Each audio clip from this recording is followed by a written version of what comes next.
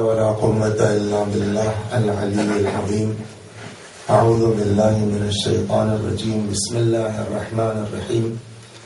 الحمد لله رب العالمين بارئ الخلائق أجمعين باعث الأنبياء والمرسلين، والصلاة والسلام والتحية والإكرام على البشير النذير السراج المنير سيدنا ونبينا وشفيعنا إن شاء الله أبي القاسم محمد.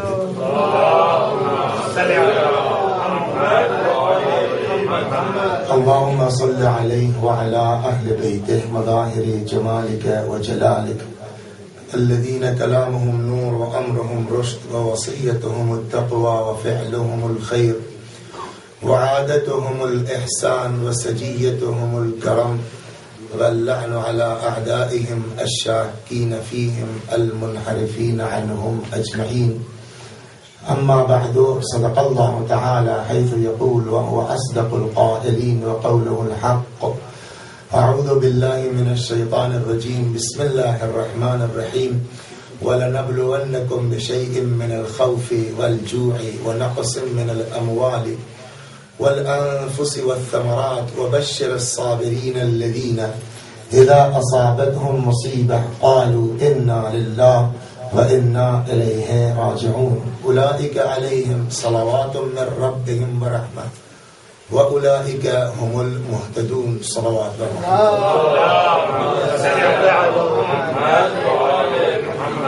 ارشاد حضرت احدیت ہو رہا ہے پروردگار عالم کا کہ ضرور بے ضرور حتماً ہم تم سب کو آزمائیں گے، کبھی خوف کے ذریعے، کبھی جوع اور بھوک کے ذریعے، کبھی نقص اموال یعنی مال کی کمی کے ذریعے، کبھی انفس نفسوں کے ذریعے، جانوں کے ذریعے، والثمرات اور کبھی پھلوں یعنی اولاد کے ذریعے.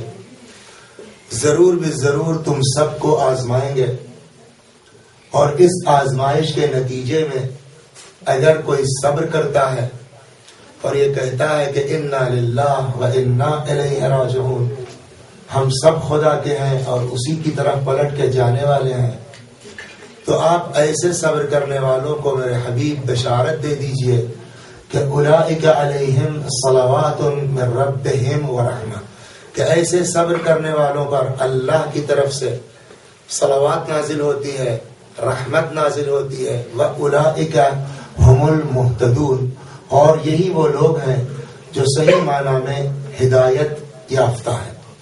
گفتگو ہماری چل رہی تھی ابتلاء الہی سے متعلق، آزمائش پروردگار سے متعلق، اور اب تک یہ گزارش کی گئی کہ کوئی انسان، وہ چاہے مومن ہو، چاہے نبی ہو، چاہے پیغمبر ہو، کوئی انسان بچنے والا نہیں ہے. ہر انسان کو اللہ کی بارگاہ میں امتحان سے گزرنا پڑے گا. اس آیت کے علاوہ بھی اگر آپ دیکھیں قرآن مجید میں تو آیتیں آپ کو مل جائیں گی قرآن مجید میں جہاں صاف صاف یہ ہے کہ کیا یہ لوگ صرف کہہ دیں گے ہم ایمان لائے کافی ہے اور ان کو پرکھا نہیں جائے گا.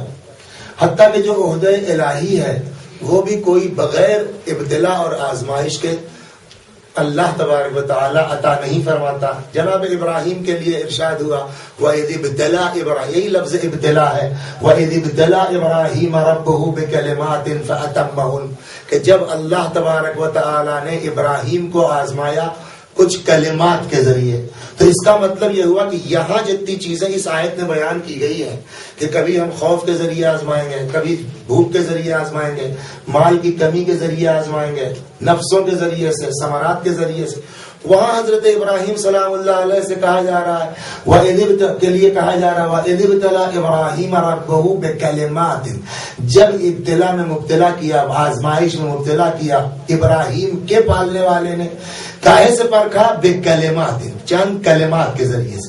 تو اس کا مطلب یہ ہوا کہ یہاں جو یہ چیزیں بیان کی گئی ہیں امتحان کا صرف یہی نہیں ہے، اس کے علاوہ الگ الگ افراد سے الگ الگ چیزوں سے متعلق امتحان ہو سکتا ہے. انہوں نے جب اپنے ابراہیم نے کامیابی حاصل کر لی تو ہم نے کہا کہ انی جاعلک للناس اماما، ہم تم کو لوگوں کا امام بناتے ہیں۔ تو خلاصہ کلام یہ ہوا کہ یہ 4 چیزیں ہی فقط امتحان کی نہیں ہیں، اس کے علاوہ بھی پرچہ ہو سکتا ہے، اس کے علاوہ بھی مسائل ہو سکتے ہیں۔ لیکن اس آیت میں جو پہلی چیز امتحان کے لیے کہی گئی ہے وَلَنَبْلُوَنَّكُمْ بِشَيْءٍ مِّنَ الْخَوْفِ، ہم تم سب کو ضرور بے ضرور آزمائیں گے کچھ خوف کے ذریعے سے۔ تو پہلی چیز جو اس آیت میں کہی گئی ہے وہ خوف ہے۔ خوف کا مطلب کیا ہے؟ آج کے زمانے میں انسان اس دور میں جتنا، اور میرے خیال میں لگتا یہ ہے کہ اس زمانے میں اگر دیکھا جائے تو یہ پوری آیت جو ہے وہ عاشقان اہل بیت کے اوپر صادق آتی ہے۔ کس طریقے سے خوف میں مبتلا کیا جا رہا ہے، تو یہ صرف جو ہے وہ ڈرانا اور دھمکانا، یہ خوف میں مبتلا کرنا، یہ بظاہر ہم دیکھ رہے ہیں کہ یہ مبتلا کر رہے ہیں، خوف میں ڈال رہے ہیں، لیکن در حقیقت یہ ہے کہ ہم کو اپنی حقیقت اور حقانیت کا احساس ہونا چاہیے کہ شاید اللہ تبارک و تعالی، دیکھیں امتحان بھی کبھی فردی ہوتا ہے، امتحان بھی کبھی شخصی ہوتا ہے، اور کبھی امتحان ملی ہوتا ہے، کبھی امتحان قومی ہوتا ہے۔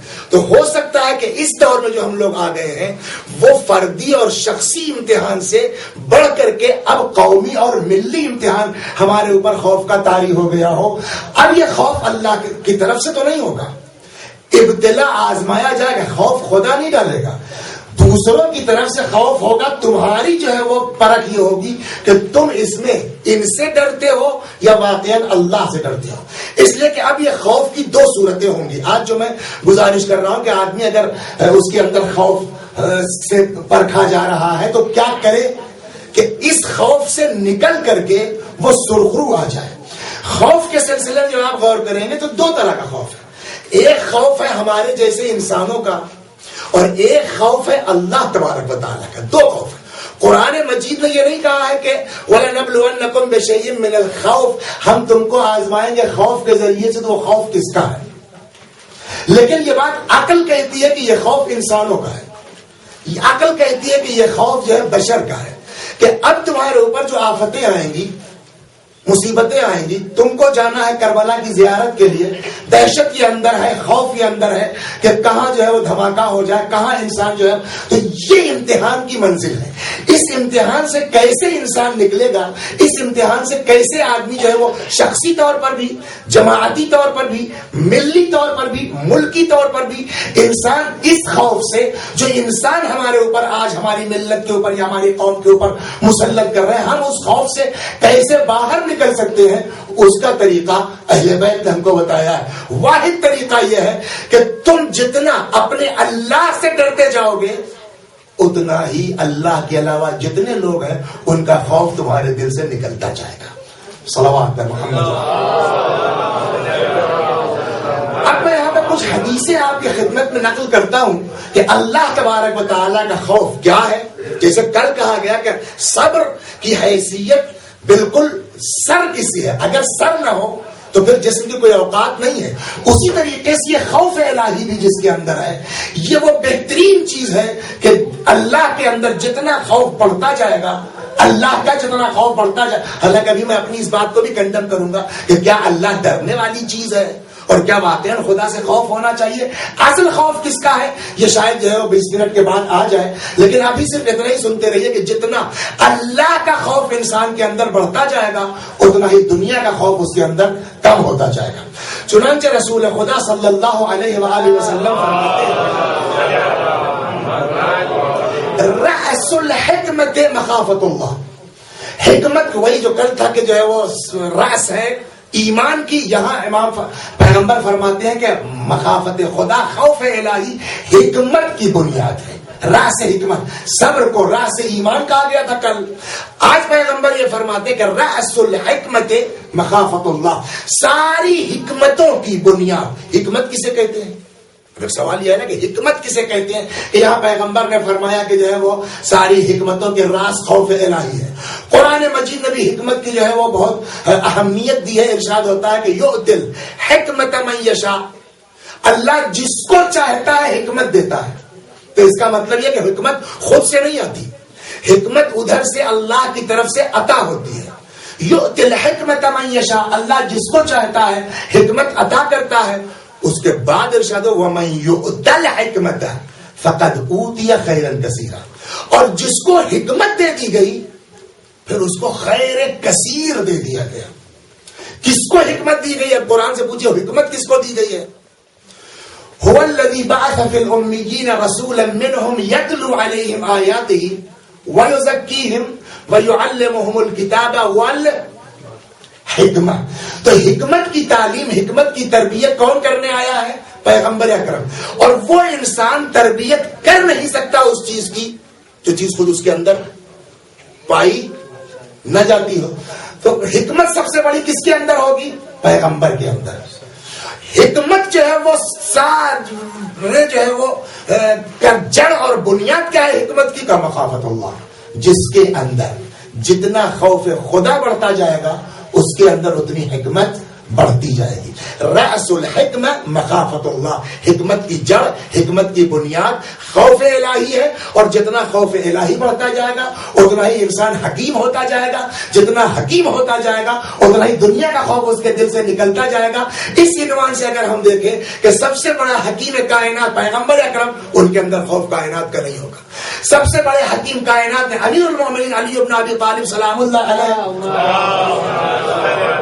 تو اس انسان کو حتیٰ کہ موت کا بھی کوئی خوف نہیں ہوتا. فرماتے ہیں کہ علی ابن ابی طالب کو اس کی کوئی پرواہ نہیں ہے کہ موت ان پر آ پڑے یا وہ موت پر جا پڑے. تو رأس الحکمہ مخافت اللہ، بنیاد حکمت، اساس حکمت اللہ کا خوف ہے. اعلی الناس منزلۃ عند اللہ اخوفهم منه. اللہ کے نزدیک بلند ترین انسان وہ ہے کہ جس کے اندر سب سے زیادہ خوف ہو. ظاہر عقل کہتی ہے یہ خوف سے مراد دنیا کا خوف نہیں ہے. اس خوف سے مراد جو ہے وہ مال کا خوف ہے. خوف کی بڑی قسمیں ہیں. آپ کی خدمت میں ایک آیت عرض کروں جس میں قرآن کہتا ہے کہ اے صاحبان ایمان،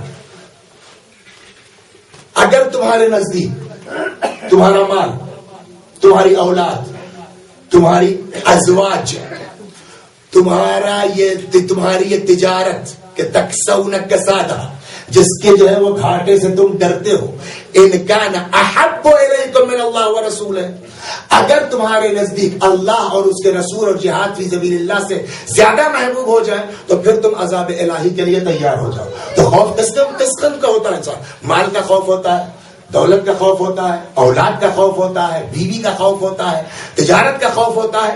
ہر قسم کی طرف ایک اگر اللہ کا خوف ہمارے دل میں آ جائے تو اس خوف کی کوئی حیثیت نہیں رہ جائے گی. سب کو پیچھے کر کے خوف الہی اگر انسان مقدم کر لے. اسی لیے پیغمبر نے کیا فرمایا؟ اعلی الناس، برترین انسان، سب سے بلند انسان منزل کے اعتبار سے خدا کے نزدیک ہوا ہے کہ اخوفهم منه، کہ جس کے اندر سب سے زیادہ خوف ہو. مال کا نہیں، دولت کا، اقتدار کا، جاہ و حشم کا نہیں، خوف الہی. ثلاث منجیات، پیغمبری کی حدیث یہ بھی، تین چیزیں انسان کو نجات. کون آدمی ایسا ہے کہ جو نہیں چاہتا کہ دنیا میں ہم آئے ہیں تو نجات یافتہ ہو جائے؟ کون شخص نہیں چاہتا کہ ہم کو نجات مل جائے؟ نجات کس کو ملتی ہے؟ قرآن کہتا ہے کہ نجات اس کی ہے جو جہنم سے بچ جائے، جنت میں چلا جائے، فقط فاز، کامیاب وہ ہے، نجات اس کی ہے. یہاں پیغمبر فرماتے ہیں تین چیزیں ہیں جو تم کو نجات دلا سکتی ہیں. ثلاثون منجیات، تین چیزیں ہیں جو تم کو نجات دے سکتے ہیں. ایک خوف اللہ فی السر کأنک تراہ، یہ سب بہت اہم حدیث ہے. خوف اللہ فی السر، تین چیزیں تم کو نجات دلا سکتی ہیں. پہلی اس میں سے کیا؟ اللہ کا خوف. مگر کب؟ ایک خوف وہ ہے کہ جو ظاہری طور پر ممبر پر وسیع حسن صاحب آ گئے، خدا خدا اللہ اللہ، جتنی مکاریاں ہو سکتی ممبر سے، اس کی کوئی اوقات نہیں. ہو سکتا ہے کہ یہ خوف انسان کے کفر کا سبب بن جائے، ہو سکتا ہے یہ خوف انسان کے لامذہب ہونے کا سبب بن جائے ابا تبا اور امامہ کے باوجود. اصل خوف کیا ہے؟ پیغمبر فرماتے جو نجات دے سکتا ہے خوف اللہ فی السر، تنہائی میں، اکیلے میں. اسی لیے امیر المومنین سلام اللہ علیہ کا بھی ایک فقرہ اور ہے. فرماتے ہیں کہ اتق اللہ فی الخلوات فإن الشاہد هو الحاکم. تنہائی میں گناہ سے بچو، اکیلے میں گناہ سے بچو. کیوں؟ فإن الشاہد هو الحاکم، جو دیکھ رہا ہے اس تنہائی میں نا وہی فیصلہ بھی کرنے والا ہے. تو خوف کون سا؟ فی السر، تنہائی میں، اکیلے میں، اس انداز سے کہ انک تراہ، ایسا خدا سے خوف کھاؤ، ایسا خدا سے ڈرو کہ انک تراہ، جیسے تم اللہ کو دیکھ رہے ہو. اگر ہم کوئی کام خلاف اخلاق خدا نخواستہ کرنے جا رہے ہیں اور ہم کو یہ احساس ہے کہ کوئی شخص پیچھے سے دیکھ سکتا ہے تو کیسا انسان کو خوف لاحق ہوگا؟ ایک آدمی کے دیکھنے کا اگر شک ہو جائے تو ہمارے اندر خوف پیدا ہو جاتا ہے اور ہم رک جاتے ہیں. اللہ فرماتا میں ہر جگہ ہوں. ایسا اللہ سے خوف کھاؤ جیسے تم دیکھ رہے ہو. اس کے بعد فَإِن لَمْ تَكُنْ تَرَىٰ، چلو تم سب کہاں دیکھ رہے ہیں ہم؟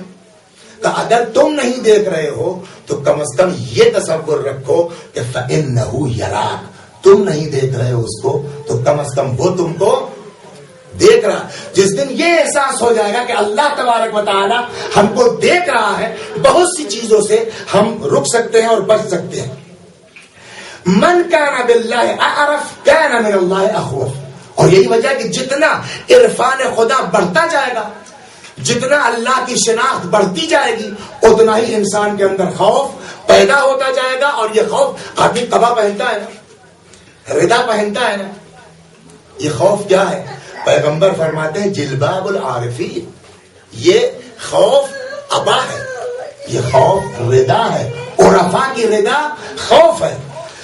امام صادق علیہ الصلوۃ والسلام فرماتے ہیں المؤمن، اور وہ خوف کیسا خوف، اللہ اکبر. امام فرماتے ہیں المؤمن بین مخافتین، مومن دو خوف کے درمیان ہے. انسان کو جو مومن ہے اس کو دو چیزوں کا خوف ہے. ایک ذنب قد مضى، ایک اس گناہ کا خوف ہے. میں دھیرے دھیرے آ رہا ہوں کہ جو بات عرض کی تھی، کیا اللہ ڈرنے کی چیز ہے جو ماں سے زیادہ مہربان ہے؟ کیا خدا ڈرنے کی چیز ہے جو باپ سے زیادہ مہربان ہے؟ جس اللہ تبارک و تعالی نے فرمایا کہ ہم نے رحمت کے 100 حصے کیے ہیں، جس میں سے ایک حصہ زمین پہ نازل کیا ہے، 99 حصہ میرے پاس ہے، جو ماں سے زیادہ مہربان ہے، باپ سے زیادہ مہربان ہے. کیا وہ خدا اس قابل ہے کہ اس سے ڈرا جائے؟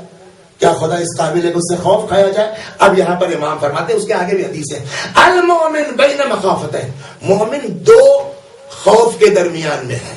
دو چیزوں کا اس کو بنیادی طور کے اوپر مین دو چیزوں کا خوف ہے. ایک ذنب قد مضى، ایک وہ گناہ جو کر چکا، لا یدری ما صنع اللہ فیہ، اس کو یہ پتا نہیں ہے کہ یہ جو گناہ ہم نے کیا ہے اس گناہ کے عوض میں اللہ ہمارے ساتھ کیا کرے گا. یہاں پر ممکن ہے آپ یہ بات کہیں کہ اللہ کریم ہے، اللہ رحیم ہے. بے شک اللہ کریم، اس میں کوئی شک نہیں ہے.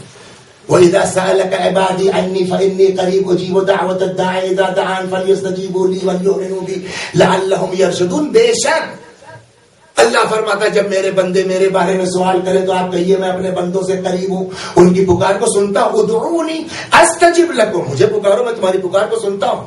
ان اللہ یحب الشاب التائب، اللہ توبہ کرنے والے جوانوں سے محبت کرتا ہے. ان کان الندم علی الذنب توبۃ فانی وعزتک من النادمین، کہ اگر جو ہے وہ پالنے والے گناہ پر شرمندہ ہونا یہی توبہ ہے تو ہم تیری بارگاہ میں گناہ کر کے شرمندہ ہیں. اللہ توبہ بھی قبول کر لیتا ہے، شرمندہ ہو جائے تو اللہ شرمندگی بھی قبول کر لیتا ہے، اس میں کوئی شک نہیں ہے. لیکن صرف ایک نقطے پر پتہ نہیں میری قبول ہوئی کہ نہیں ہوئی. مسئلہ یہ ہے، یہ نہیں کہتے کہ اللہ تبارک و تعالیٰ قبول نہیں کرے گا. بے شک قرآن میں اس نے کہا کہ قبول کروں گا. ہماری بارگاہ میں آؤ ہم تم کو قبول کریں گے، ہماری بارگاہ میں آؤ ہم تم کو معاف کریں گے. لیکن اس کی گارنٹی کسی کے پاس نہیں ہے کہ جو میں گناہ کر چکا ہوں اور توبہ کرتا رہتا ہوں کیا واقعہ اللہ نے معاف کر دیا. اور جب تک خدا کی معافی کی گارنٹی نہ مل جائے انسان کو اطمینان ہو سکتا ہے. جب تک ضمانت نہ مل جائے ادھر سے کہ اللہ نے معاف کر دیا انسان کو اطمینان حاصل ہو سکتا ہے. جب اطمینان حاصل نہیں، گناہ معاف کر دیا گیا تو پھر کیا چیز ہے اس کے نتیجے میں؟ خوف. جب یقین نہیں گناہ معاف کر دیا گیا تو کیا ہوگا؟ خوف. لہذا انسان جو ہے وہ امام فرماتے ہیں المؤمن بین، کبھی بھی توبہ کرنے کے بعد ہم کو یہ گھمنڈ نہیں ہونا چاہیے کہ ارے صاحب اب کی تو ماہ مبارک رمضان ہے، پوری رات ہم نے شب قدر میں اعمال بجا لائے، اب کی تو ہمارا کام ہو گیا. یہی یقین انسان کو برباد کر دے گا. ہاں اللہ کی بارگاہ میں رہے، ڈرتے رہو. ذنب قد مضى لا يدري ما صنع اللہ فی، وہ گناہ جو ہم سے ہو چکا ہے جس کے بارے میں نہیں معلوم کہ اللہ کل کو اس گناہ کے بدلے میں ہمارے ساتھ کیا کرنے والا ہے. وہ عمرن، ایک تو گزرے ہوئے گناہ کا خوف. امام نے کہا دو خوف ہے انسان مومن کے لیے، انسان کا مومن کے لیے. انسان اگر اتنا ہی ڈرتا ہوتا خدا تو پھر یہ نوبت کہاں تھی. مومن کے دو خوف ہیں، ایک گزرا ہوا گناہ جس کے لیے اس کو یہ پتا نہیں ہے کہ اللہ کیا کرے گا، دوسرے عمرن قد بقیہ، جو آگے بچی ہوئی عمر ہے اس کے بارے میں نہیں معلوم کب پیر پھسل جائے. لا یدری ما یکتسب فیہ من المہالک، پتا نہیں یہاں ممبر سے اترنے کے بعد کون سا گناہ ہو جائے، پتا نہیں یہاں سے ہندوستان پہنچنے کے بعد کون سا جرم ہو جائے. مومن اس دو گناہ کے بیچ پھنسا ہوا ہے، ڈرتا رہتا ہے. ایک وہ جو گناہ کر چکا ہے اگرچہ توبہ کیا ہے مگر ڈرتا ہے. پیغمبر اکرم صلی اللہ علیہ وآلہ وسلم فرماتے لا یزال المؤمن خائفا من سوء العاقبہ، مومن مستقل ڈرتا رہتا ہے اپنی بد انجامی سے. کیوں؟ اس لیے کہ اس کو یقین نہیں ہے کہ اللہ کی رحمت اس کے شامل حال ہوگی کہ نہیں ہوگی. من المہالک وهو لا يصبح الا خائفا ولا يصلح الا الخوف. اب جب یہ دونوں صورتیں ہیں کہ انسان کو پتا نہیں کہ جو گناہ ہم نے کیا ہے وہ معاف ہوا کہ نہیں ہوا، اللہ تبارک و تعالیٰ اس کے بارے میں کیا کرے گا، اور آنے والی جو بچی ہوئی عمر ہے پتا نہیں 10 سال زندہ رہوں گا، 20 سال زندہ رہوں گا، اس بیچ کہیں ایسا کچھ نہ ہو جائے کہ جو ہم کو تباہ کر دے، ہلاک کر دے، برباد کر دے، جہنم میں چلے جائے. تو نتیجہ اس کا یہ ہوتا ہے ان دونوں چیزوں کا کہ جب بھی صبح کرتا ہے آدمی اٹھتا ہے تو خوف کے عالم میں ولا یصلح الا الخوف. اور جب انسان کا حال یہ ہے تو اس کے لیے خوف کے علاوہ اور کوئی دوسری چیز مناسب نہیں ہے، خوف کے علاوہ کوئی دوسری چیز سزا وار نہیں ہے. پروردگارا بحق آل محمد ہم کو اس منزل پر پہنچا دے کہ جیسا امام فرماتے ہیں کہ مومن کیے ہوئے گناہ پر خائف ہے، آنے والی زندگی پر خائف ہے.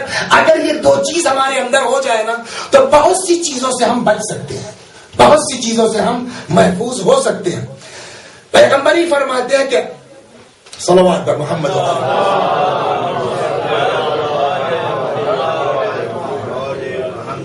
اب اس کے بعد ایک مسئلہ پھر وہی کہ مولانا آج تو تم نے بہت بے دکا پھنسا دیا. ایک طرف ہم تو اب تک سارے علماء سے سنتے آ رہے تھے کہ اللہ کریم ہے، اللہ رحیم ہے، اللہ یہ ہے، اللہ وہ ہے، اور تم کہہ رہے ہو کہ صاحب گزرے ہوئے گناہ پر ڈرو، آنے والی زندگی کے متعلق ڈرو کہ پتہ نہیں کیا گڑبڑ ہو جائے. تو پھر کیا ہوا؟ میں نے کہا جی لیکن آگے یہ بھی کہ ایسا نہ ڈرو کہ مایوسی میں چلے جاؤ. خدا کے سے ڈرتے رہو مگر نا امیدی میں نہ جاؤ. یہاں اب جو دوسری روایت لے کے آ رہا ہوں میں امام صادق علیہ السلام سے فرماتے ٹھیک ہے خوف ہونا چاہیے، دہشت ہونا چاہیے. گناہ میں نے کیا ہے، کسی کے پاس کوئی ضمانت گارنٹی نہیں ہے نا کہ جو ہم گناہ کر چکے اللہ نے معاف کیا کہ نہیں کیا. ہے کسی کے پاس گارنٹی؟ میں نے کون سی غلط بات کہی جو آپ ناراض ہیں کہ صاحب تم نے تم کو مایوس کر دیا؟ ہے کسی کے پاس ضمانت کہ ہم نے جو جرم کیا تھا توبہ کی، استغفار کیا، شب قدر میں گئے، افطاریاں مسجد میں بھیجی، گارنٹی ہے کہ معاف ہو گئے؟ نہیں گارنٹی ہے. آنے والی جو زندگی ہے ضمانت ہے کہ صاحب آج سے توبہ کر لی اب اس کے بعد نماز صبح کبھی نہیں چھوٹے گی، گارنٹی ہے کہ کب چھوٹ جائے؟ یقین ہے تم کو کہ نہیں چھوٹے گی؟ نہیں یقین ہے. تمہیں خوف ہونا چاہیے کہ نہیں ہونا چاہیے؟ تو خائف تو ہے تو پھر کیا کریں؟ ساری زندگی خوف میں کریں. دوسری چیز بھی ہے. چنانچہ امام فرماتے اور جو اللہ رجاءً، اللہ سے ایسی امید رکھو کہ لا یجرئک علی معاصی، ایسی امید رکھو کہ جو امید تم کو گناہ کی طرف نہ لے جائے. کیا مطلب ہوا؟ عجیب فکرہ ہے وہاں کا. اور جو اللہ سے امید رکھو ایسی کہ جو تم کو گناہ کی طرف نہ لے جائے. مطلب ہم نے آ کر کے ممبر پڑھ دیا اللہ جو ہے وہ اذا سألک عبادی عنی فإنی قریب اجیب دعوت الداع اذا دعان فلیستجیبوا لی ولیؤمنوا بی لعلہم یرشدون. اے میرے پیغمبر آپ کہہ دیجئے کہ جس نے بھی اپنے نفسوں کے اوپر ظلم کیا ہے، گناہ کیا، لا تقنطوا من رحمت اللہ ان اللہ یغفر الذنوب جميعا، اللہ سارا گناہ معاف کر سکتا ہے. ایسا پڑھا یار مولانا آج بات بہت عمدہ، اللہ تو معاف کرنے والا ہے، چلو یہ کام کر لیتے ہیں خدا معاف کر دے گا. یہ خبردار ایسی امید مت لگاؤ اللہ سے کہ جو تم کو گناہ کی طرف لے جائے. امید رکھو بے شک اللہ معاف کر سکتا ہے، اللہ بخش سکتا ہے، لیکن اس بخش سکتے کو اتنا زیادہ امیدوار نہ ہو جاؤ تم کہ اب تو اللہ بخشی دے گا، چلو یہ کام کر لیتے ہیں. ارجو اللہ رجاءً، اللہ سے امید لگاؤ مگر ایسی کہ لا یجرؤک علی معاصی، کہ جو تم کو جری نہ بنا دے اللہ تبارک و تعالیٰ کی نافرمانی اور معاصی پر. وخف اللہ خوفا، ڈرو اللہ سے مگر اتنا بھی مت ڈرو خوف پیدا کر دو کہ تم کو جو ہے مایوس کر دے رحمت الہی سے. اور اسی چیز کو امام صادق علیہ الصلوۃ والسلام نے فقیر کی پہچان میں بتایا. یا امام نے کیا فرمایا کہ اللہ سے امید رکھو مگر اتنے امیدوار نہ ہو جاؤ کہ جو تم کو گناہ کی طرف لے جائے. اللہ کا خوف اپنے اندر رکھو مگر اتنا خائف نہ ہو جاؤ کہ جو تم کو مایوس کر دے. اسی بات کو امام نے علامت فقہ قرار دیا. چھٹے امام فرماتے ہیں بتاؤں تم کو فقیہ اور واقع فقیہ کون ہے علیہ الصلوۃ والسلام. امام نے پوچھا کہ صحابی سے بتاؤں کہ فقیہ اور واقعی فقیہ کون ہے. صحابی نے کہا جی مولا فرمائیے فقیہ کون ہے. کہ فقیہ وہ ہے جو لوگوں کو اللہ کے گناہ پہ جری نہ بنا دے. ایسا نہ بیان کرے معاف ہو جاؤ گے معاف ہو جاؤ گے معاف ہو جاؤ گے کہ انسان کو یقین ہے کہ یار معاف تو ہو ہی جائیں گے چلو یہ کام کر لیتے ہیں. نہ اللہ کے گناہ پہ جری بنا دے اور نہ ایسی تبلیغی مجلس پڑھ دے کہ بیچارہ جو ہے وہ مارے دہشت کے تبرک لیتے لیتے گر کے بے ہوش ہو جائے کہ صاحب تو ہمارا بچنا مشکل ہے. فقیہ اس کو کہتے ہیں. خوف اور رجا کے درمیان رہو.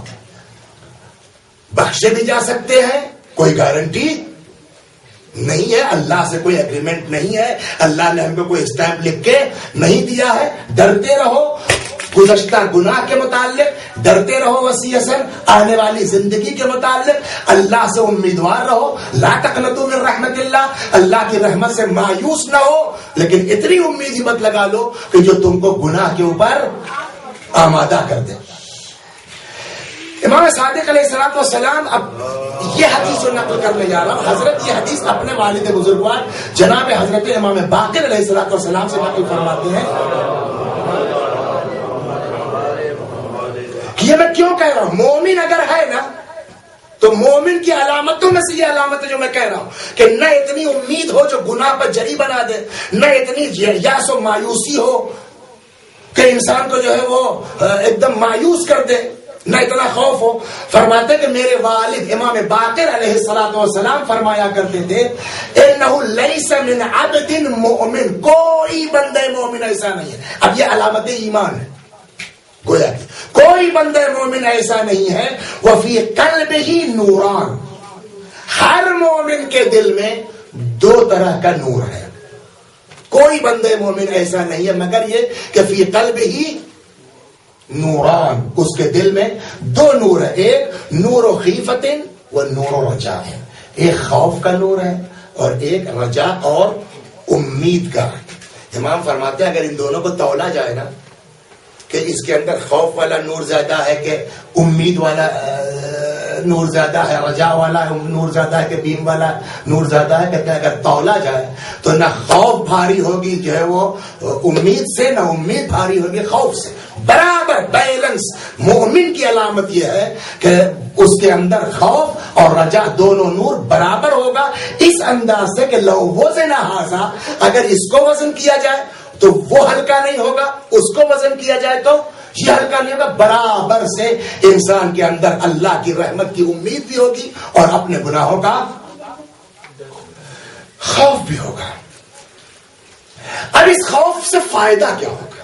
اب جو اتنی دیر سے تقریباً آدھا گھنٹہ سے جو ہے وہ گفتگو ہو رہی ہے کہ صاحب خوف پیدا کرو، گزشتہ کا خوف، اس کا خوف، اس کا خوف. امام فرماتے ہیں کہ اگر تمہارے اندر یہ جذبہ پیدا ہو جائے نا گناہ سے ڈرنے کا، خوف اگر پیدا ہو جائے پچھلے والے کے لیے کہ پتہ نہیں کیا اللہ کرے گا، اور آگے کا خوف تم کو پیدا ہو جائے کہ پتہ نہیں آگے کون سا گناہ ہم سے سرزد ہو جائے.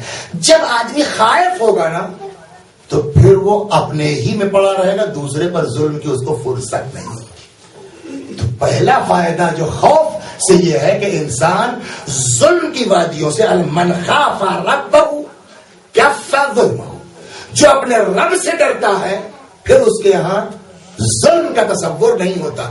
اس کا مطلب یہ پھر تیسری چیز مل گئی کہ اگر کسی کے ہاں ذرہ برابر بھی مخلوق خدا کے تئیں ظلم دکھائی دے تو سب کچھ ہو سکتا ہے اس کے ہاں خوف. اس لیے کہ اگر امام کیا فرماتے ہیں کہ کسی کے اندر بھی ذرہ برابر بھی اگر خوف الہی ہے, من خاف ربہ, جو اپنے رب سے خائف ہے, تب فظلم, تو اس کا ظلم جو ہے وہ رک جائے گا.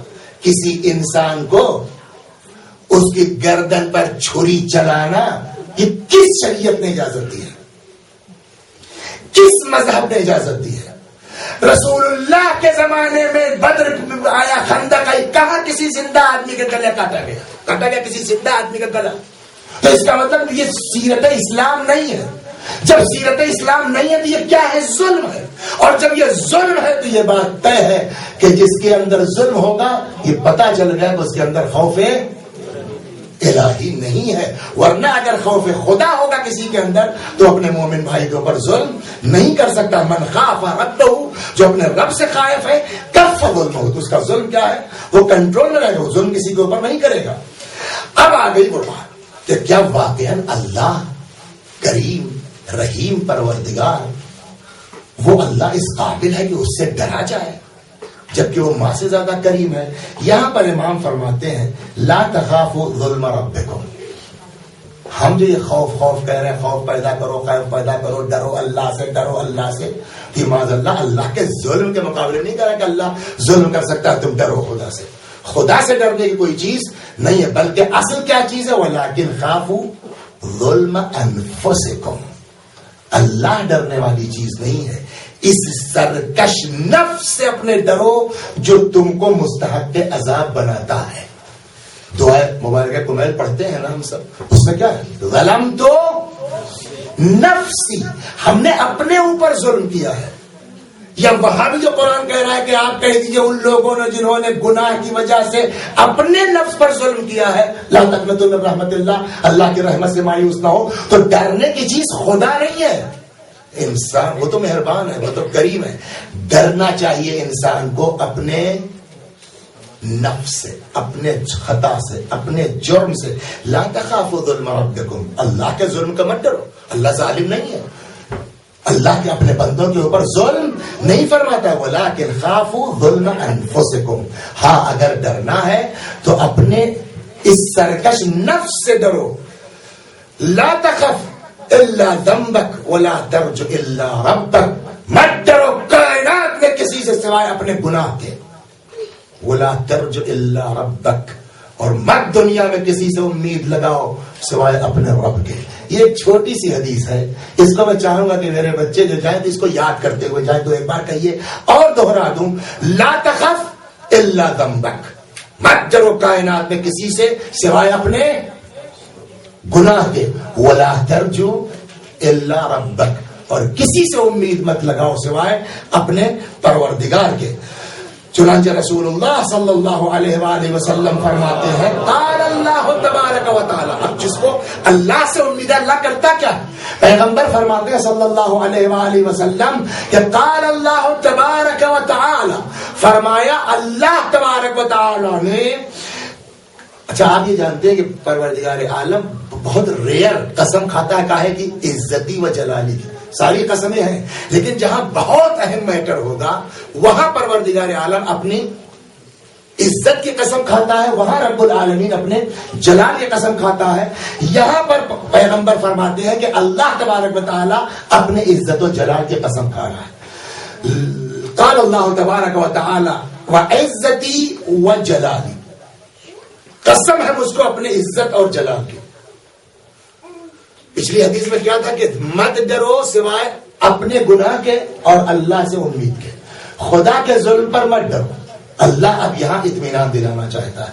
اگر تم دیکھو دو جگہ میں سے ایک جگہ تو آدمی کو ڈرنا پڑے گا, دنیا اور آخرت. دو جگہیں بنائی نا ہم نے, ان دونوں میں سے ایسا نہیں ہے کہ کوئی خوف سے بچ جائے. دو میں سے ایک جگہ تو آدمی کو دہشت ہوگی، چاہے یہاں ہو لے چاہے آخرت میں ہو لے، لیکن اللہ یہ فرماتا ہے کہ میرا کرم یہ ہے کہ میں اپنے بندے کے اندر دو خوف نہیں ڈالوں گا۔ صلوات محمد۔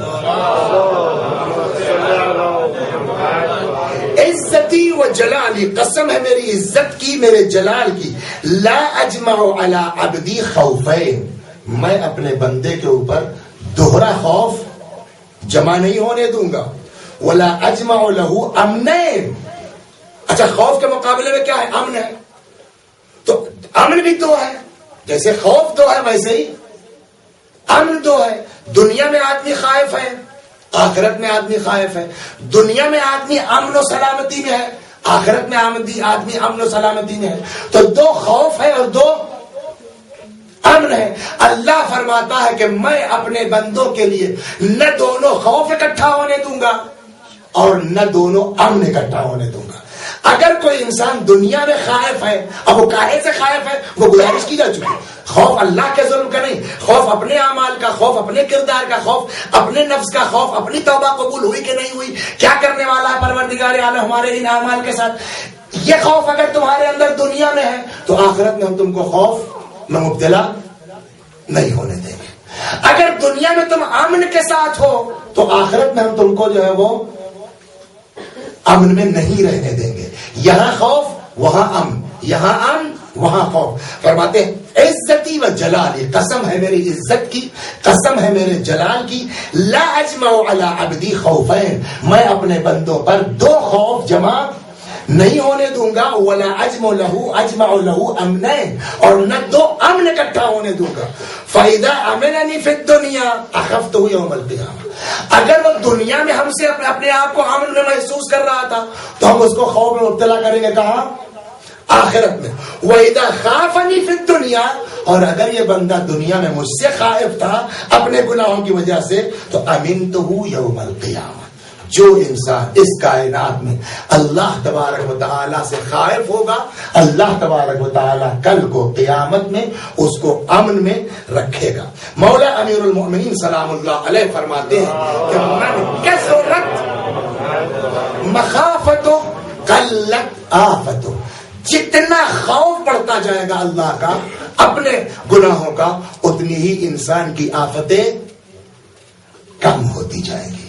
من کثرت مخافتو قلت آفتو، جس کی مخافت، جس کا خوف زیادہ ہو جائے گا اس کی جو ہے وہ وہی بات جو پچھلے حدیث قدسی میں کہی تھی وہی یہاں بھی ہے، ثمرۃ الخوف الامن۔ اور اس خوف کا نتیجہ کیا ہوگا؟ جتنا ڈرتے جاؤ گے اتنا آخرت میں امن کا تم کو حق پہنچتا جائے گا۔ امام حسن علیہ السلام عجیب یہاں تک تو ہو گیا خوف الہی۔ اب یہ جب خوف الہی انسان کے اندر آئے گا تو جو آخرت میں امن ہے وہ تو آئی ہے۔ اس خوف کے دو نتیجے ہیں، ایک نتیجہ یہ ہے کہ امن ہے آخرت میں، دوسرا نتیجہ یہ ہے کہ اگر اس دنیا میں آدمی خائف رہے گا اللہ سے تو پھر اللہ کے علاوہ کسی اور سے خوف اس کو نہیں ہوگا۔ صلوات پر محمد۔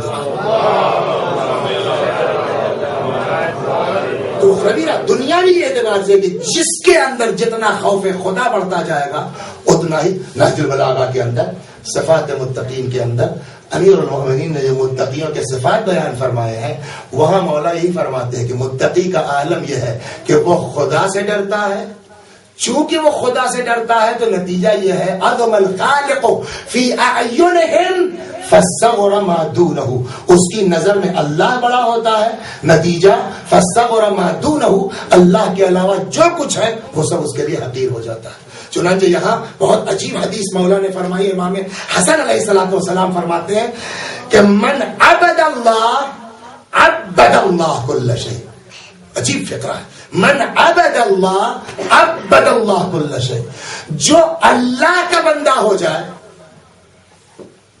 دنیا کو اللہ اس کا بندہ بنا دیتا ہے۔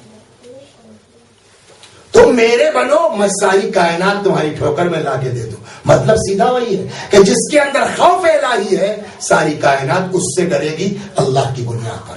اور اب وقت نہیں ہے کہ میں اس واقعات پر جاؤں کہ جہاں کیسے کیسے بزرگ، کیسے کیسے اللہ والے ہیں جو تنہا ہیں اور اکیلے ہیں لیکن خوف خدا ہے، اللہ کے علاوہ کسی سے نہیں ڈرتے. نتیجہ یہ کہ پولیس والا گرفتار کرتا ہے، اس کا ہاتھ کانپ رہا ہے، گرفتار ہونے والا سکون سے ہے. کیوں؟ اس لیے کہ اس کے اندر خوف خدا ہے. صلوات پر محمد. ایسا ہوتا کیوں ہے اگر خوف خود امام فرماتے ہیں چھٹے امام کہ یہ خود بخود نہیں ہوتا، یہ بلا وجہ نہیں ہوتا. تم اللہ سے ڈر کے تو دیکھو، خدا یہ ہیبت تمہارے اندر ڈالے گا. جسے امام حسن نے فرمایا کہ من عبد اللہ عبد اللہ، کہ جو اللہ کی عبادت کرتا ہے اللہ کا بندہ بن جاتا ہے، خدا ساری دنیا کو اس کا جو ہے غلام بنا دیتا ہے، عبد بنا دیتا ہے. ویسے ہی امام فرماتے ہیں من خاف اللہ اخاف اللہ منہ کل شیء، جو خدا سے ڈرتا ہے یہ خود بخود نہیں ہوتا، اللہ کرتا ہے. اخاف اللہ کل شیء، ہر چیز اللہ کرتا ہے کہ اس سے ڈرنے لگے. تم مجھ سے ڈرو، ہر چیز تمہارے سے ڈرے گی. ومن لم یخف اللہ، اور جو اللہ سے نہیں ڈرتا اخافہ اللہ من کل شیء، تو اللہ ایسا کرتا ہے کہ پھر ہم بزدل ہو جائیں، ہر چیز سے ڈرنا شروع کریں گے اگر ہم چاہیں. اب وہ آ گئی بات پھر وَلَنَبْلُوَنَّكُمْ بِشَيْءٍ مِّنَ الْخَوْفِ، ہم ضرور ضرور تم کو حتماً آزمائیں گے. کاہے کے ذریعے سے؟ خوف کے ذریعے سے. تو اس خوف سے کیسے باہر نکلے کہ ہم کو خوف نہ ہو؟ تو اللہ کا خوف پیدا کرو. اگر خدا کا خوف پیدا ہوگا ساری دنیا تم سے خائف ہوگی، اور اگر خدا کا خوف نہیں ہوگا تو تم ساری دنیا سے خائف ہوگے. من اتق اللہ یتقى، عجیب ہے. وہی من عبد اللہ، ویسے من اتق اللہ یتقى، جو اللہ سے ڈرتا ہے لوگ اس سے ڈرتے ہیں، لوگ اس سے خائف ہوتے ہیں. پیغمبر صلی اللہ علیہ وآلہ وسلم فرماتے ہیں، 2-3 حدیثیں اور ختم ہو، صلوات پر محمد. حالانکہ مجھے اندازہ ہے اس بات کا کہ جب بیچ میں قصے کہانیاں نہ ہو تو تھوڑا سا جو ہے وہ آدمی کو وہ ہوتی ہے. چلیے کل سے ہو جائے گا انشاءاللہ. آج ہم نے کہا دیکھیں آزمائے پورے گھنٹے کیا حال ہوتا ہے بغیر قصے کہانی کے. صلوات پر محمد. لیکن بس ختم ہو گیا. ما سلط اللہ علی ابن آدم الا من خافہ ابن آدم ولو ان ابن آدم لم یخف الا اللہ ما سلط اللہ علیہ غیرہ ولا وکل ابن آدم الا من رجا. عجیب حدیث کہ اگر اللہ تبارک و تعالی کا خوف انسان کے دل میں آ جائے، اللہ تبارک و تعالی سے امید، 2 چیزیں کہی گئی تھی نا، ایک خوف اور ایک امید. نہ اتنا زیادہ خائف ہو جاؤ کہ مایوس ہو جاؤ، اور نہ اتنا زیادہ رحمت الہی کے امیدوار ہو جاؤ کہ گناہ پہ گناہ کیے جا رہے ہیں. یہاں امام فرماتے ہیں کہ اگر کوئی شخص اللہ سے خائف ہو جائے اس طرح سے کہ اس کے علاوہ کسی کا خوف نہ ہو، تو پھر اللہ، وہی پچھلی والی حدیث کا مطلب کہ پھر اللہ ایسا کرتا ہے کہ وہ کسی سے اس کے اندر خوف کی گنجائش نہ ہو. اور اگر کوئی اپنی امید اللہ سے باندھ لیتا ہے تو اللہ اس کو ایسا بنا دیتا ہے کہ خدا کے علاوہ پھر اس کو کسی اور انسان سے رجا اور امید کی گنجائش نہیں رہ جاتی ہے. طوبی لمن شغلہ خوف اللہ عن خوف الناس، کتنا خوش قسمت ہے وہ انسان کہ جس کو خوف خدا نے لوگوں کے خوف سے بے نیاز کر رکھا. وہ اپنے خوف الہی میں اتنا مست ہے کہ اس کو اندازہ ہی نہیں ہے کہ آپ ہمارے ساتھ کیا کرنے والے ہیں یا ہم آپ کے ساتھ کیا زیادتی کرنے والے ہیں. امام فرماتے ہیں طوبی، خوشا بہار، خوش قسمت وہ انسان لمن شغلہ خوف اللہ، کہ جس کو مصروف کر رکھا ہے خوف خدا نے کاہے سے؟ ان خوف الناس، اس کو احساس ہی نہیں ہے خوف الہی کیا ہے. لا تخف فی اللہ لومۃ لائم. اکثر ہوتا ہے کہ آدمی سب تو کرتا نہیں، یار لوگ کیا کہیں گے. امام فرماتے ہیں کہ خوف خدا ہے نا، خوف خدا میں لوگوں کی ملامت کے چکر میں مت پڑو. من لم یخف احدا لم یخف ابدا. ایک نسخہ دوسرا کہ کسی کو خوف نہ دلاؤ تو تم بھی خوف سے محفوظ رہو گے. آخری بات کہ اور کیا کریں کہ ہم فرض کیجئے کسی آفس میں جا رہے ہیں، وہاں ڈر ہے، کسی آدمی سے ڈرتے ہیں. یہ حدیث ہم کو ہم نے کہا اس کو بھی لیتے چلے، لوگوں کے کام کی ہے، کم از کم آخر میں سے ایک تو ڈھنگ کی بات کہتے. صلوات پر محمد. کہ آفس میں گئے آپ، وہاں باس سے ڈرتے ہیں، وہاں باس سے خوف ہے، کیا کریں کہ وہ خوف نکل جائے ہمارا کام ہونے کے لیے. یہاں پر امام صادق علیہ الصلوۃ والسلام سے روایت ہے، اذا دخلت مدخلا، اگر تم کہیں ایسی جگہ داخل ہو گئے کہ جہاں تم کو خوف ہے، کوئی آفس ہے، کوئی جگہ ہے، فقرأہ ہذہ الآیہ، امام فرماتے ہیں کہ اگر کسی ڈراؤنی جگہ چلے گئے تم، جہاں تم کو گھبراہٹ ہو رہی ہے، جہاں تم کو خوف ہو رہا ہے، تو داخل ہونے سے پہلے، جانے سے پہلے اس آیت کی تلاوت کر لو. کیا؟ رب ادخلنی، یاد ہوگی ماشاءاللہ، مدخل صدق واخرجنی مخرج صدق واجعل لی من لدنک سلطانا نصیرا. اس امام صادق علیہ السلام فرماتے ہیں اس آیت کے پڑھ کے داخل ہو، انشاءاللہ تبارک و تعالی تمہارے دل سے خوف کو نکال دے گا. یہ تو ہی جگہ کی بات کہ اگر کسی جگہ سے خوف ہے، کسی جگہ سے ڈر لگتا ہے، اذا دخل مدخلا تخاف، ایسی جگہ میں جا رہا ہے جہاں ڈر لگ رہا ہے اس کو، تو یہ آیت پڑھ لو. ایسا آدمی دکھ گیا، ارے باپ رے یہ آ رہا ہے، اب کیا ہوگا؟ امام فرماتے ہیں کہ فَإِذَا أَعْنَيْتَ الَّذِي تَخَافَ، اگر تم ایسے کے آدمی کے مقابلے میں آ رہے ہو جس سے ڈرتا ہے، ڈر لگتا ہے، یا لوگ خوف کھاتے ہیں، ظالم قسم کا ہے، تو امام فرماتے ہیں فقرأ آیت الکرسی، ایسے انسان کے سامنے آنے سے پہلے آیت الکرسی کی تلاوت کر لو، انشاءاللہ تبارک و تعالی اللہ جو ہے تمہارے دل سے خوف کو خدا نے چاہا تو دور کر دے گا. پروردگار تجھے واسطہ ہے محمد و آل محمد کا، اصل چیز ہے اس دنیا میں خوف الہی، اصل چیز ہے اس دنیا میں رحمت الہی کی امید. یا اللہ ہم کو اپنا خوف عطا فرما، اپنی بارگاہ میں ہماری امیدوں کو، یا اللہ ہم تیری بارگاہ میں امیدیں لے کر کے آئے ہیں، پروردگار ہماری امیدوں کو پورا فرما. جبکہ وہی خدا فرماتا ہے کہ ٹھیک ہے تمہاری دعا سن لیں گے، لیکن کا ایک شرط کیا ہے؟ وسیلہ لے کر کے آ اس کی بارگاہ میں. پروردگار اگر وسیلہ ہے تو ماشاءاللہ کل بھی انہوں نے اس یتیمہ کے مصائب پڑھے تھے، آج بھی انہوں نے جو ہے وہ کچھ چند مصرے جو ہے اس یتیمہ کے متعلق پڑھے ہیں. میرے بھی ذہن میں ایک شہادت کی تاریخ گزر رہی ہے اور آپ کے درمیان نہ پڑھو تو یہ بہت غلط بات ہے، حیف کی بات ہے. آپ دیکھیے یہی خوف 4 سال کے بچے میں خوف ہونا چاہیے کہ نہیں ہونا چاہیے؟ 3 سال کے بچے کو ڈرنا چاہیے کہ نہیں ڈرنا چاہیے؟ انصاف سے بتائیے. لیکن کربلا کے میدان میں آج تک سنا آپ نے کہ اس 3 سال کی بچی یا 4 سال کی بچی خائف ہوئی ہو؟ خائف کا کیسے آپ کو پتا چلا خوف آیا کہ نہیں آیا؟ میں نے کہا خوف کی سب سے بڑی پہچان یہ ہے کہ آگے کھڑی ہو جائے، ارے بابا آپ کے بعد کیسے رہیں گے، بابا آپ کے بعد کیسے زندہ رہیں گے، بابا ہم کو ڈر ہونا چاہیے تھا نا. آج تک سنا آپ نے کہ اس یتیمہ نے 3 سال کی، 4 سال کی، زیادہ زیادہ 5 سال کی، اس یتیمہ نے ایک بار بھی باپ سے کہا ہو کہ بابا مجھے ڈر لگ رہا ہے، مت جاؤ میدان میں، مجھ کو یتیمی سے بچا لو؟ بلکہ تاریخ الٹا بتاتی ہے. تاریخ کا کہنا یہ ہے کہ جب آئے امام حسین رخصت کے لیے نا، گھوڑے کے پاس کھڑی تھی، ذوالجناح کے پاس ہاتھوں کو جوڑ دیا، آواز دی استسلمت للموت، بابا کیا مرنے کے لیے تیار ہو گیا؟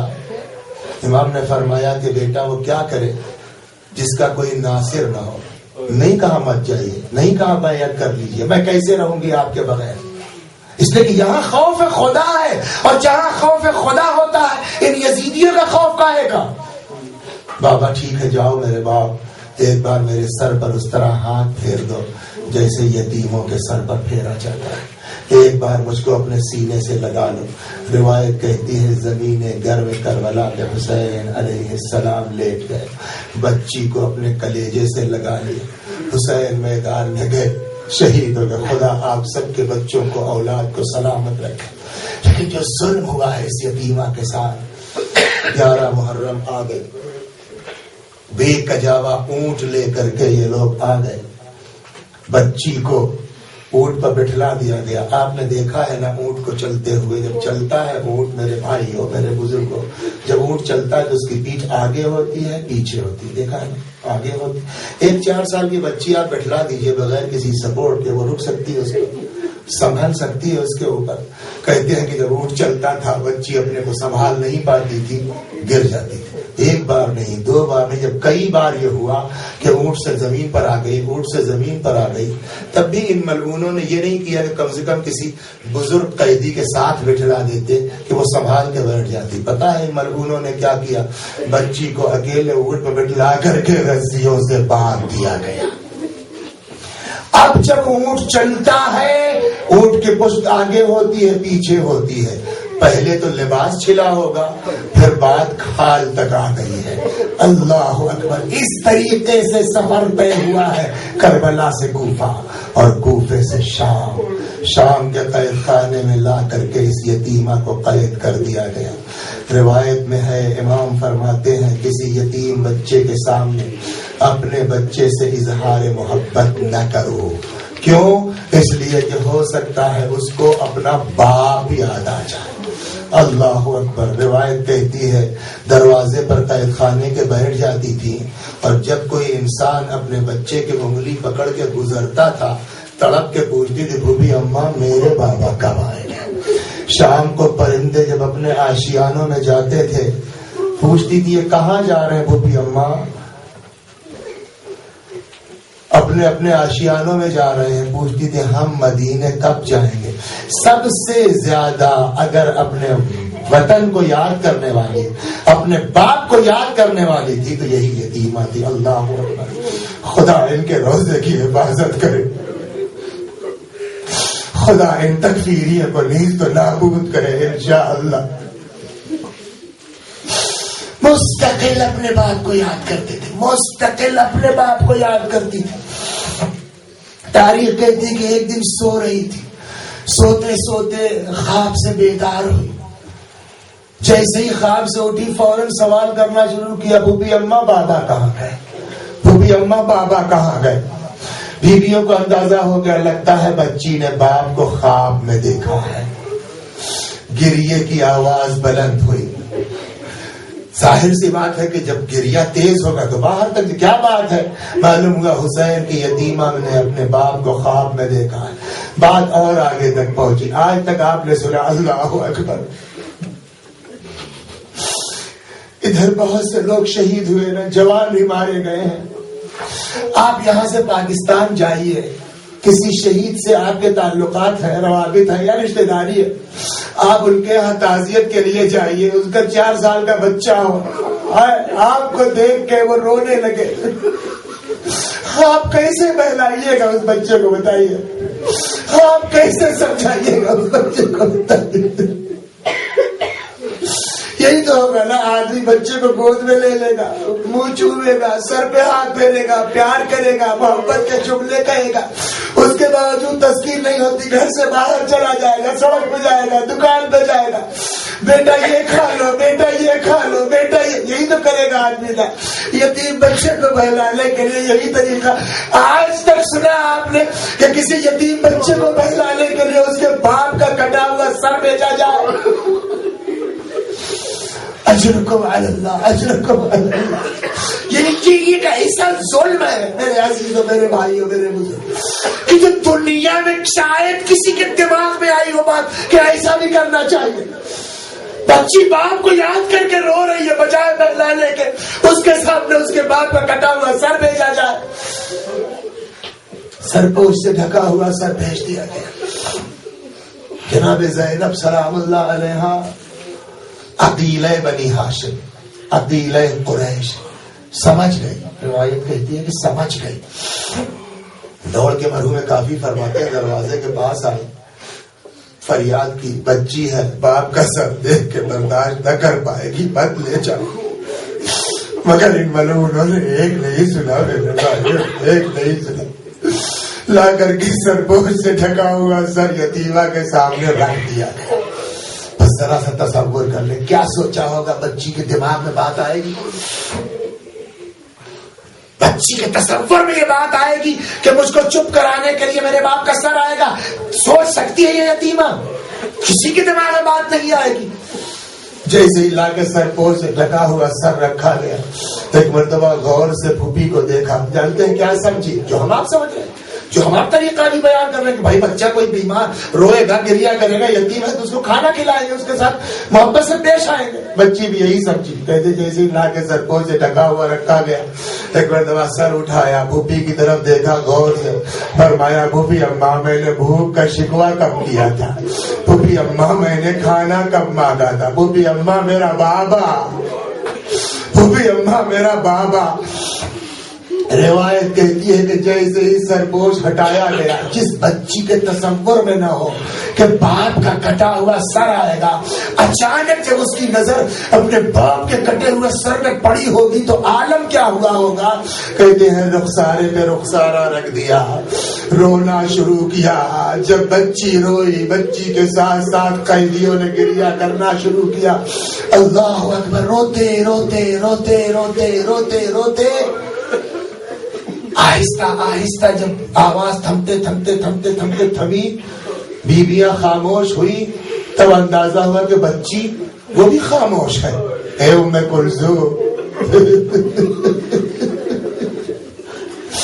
اے ام کلثوم, بچی باپ کو روتے روتے تھک گئی ہے, سو گئی ہے. اے بہن آہستہ سے سر کو ہٹا لو. اب جو سر کو ہٹانے کے لیے پہنچی تو معلوم ہوا بچی روتے روتے باپ کے پاس پہنچ چکی ہے. ایک شور گریہ بلند ہوا.